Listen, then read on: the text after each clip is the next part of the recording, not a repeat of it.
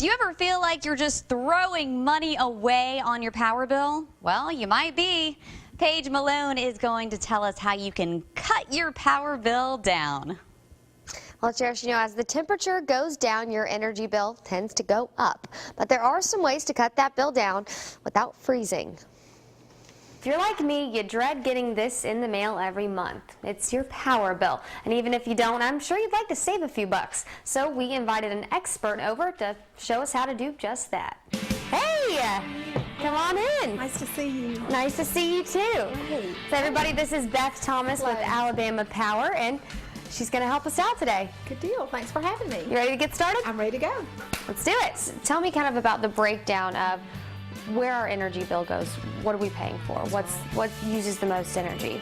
In most homes, heating and cooling will use the most energy at about 50%. After that, a lot of the miscellaneous appliances come next, and they're at about 30%. Normal appliances that you have in your home, your refrigerator, freezer, things like that. And then we're looking at water heating. That's about 14%. And then the majority of the rest is made up through lighting, about 6% of your bill. Cooling takes up the majority of our bill.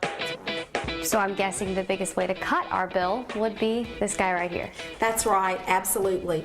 You want to look at keeping your thermostat on about 68 degrees in the winter time and on about 78 degrees in the summertime. So as we're talking about heating and cooling, it's important to make good use of window shades, curtains, blinds, anything like that you might have. In the summertime, you want to keep those closed so that you can keep cool air inside your home. In the wintertime, when it's cool during the day, it's often a good idea to open those up. You get some natural sunlight from outside, and that helps to keep your home a little bit warmer in the winter. You also want to make sure that you keep the filter clean for your heating and cooling system. As these filters collect dust and grime, your heating and cooling system has to work harder, so it uses more energy. You want to be careful using hot water in your home. You want to use it judiciously, use it carefully. Generally, you want to have your water heater set at about 120 degrees. One of the things that's a great idea is to have some insulation around your hot water piping. Those are the pipes that go in and that go out on either side. If you have your water heater in an area that doesn't have air conditioning or heat, you want to insulate it with a water heater blanket. Now, specifically on your refrigerator, you want to make sure that you have a tight seal at your door. You want to make sure the gasket around the door remains clean, and you want to make sure that you have a tight seal. And a great way to test that is with $1. There's just a little bit of resistance right there. You've got a good tight seal. So that means that no air is seeping out. That's correct. Computers, televisions, stereos, DVD players. When we have those electronic items turned off, they're still consuming energy. So you want to unplug them all the way. And a great way to do that is to use a power strip. So you can just hit a button that turns everything off and turns it back on when you get ready to use it. That's a great energy saving tip.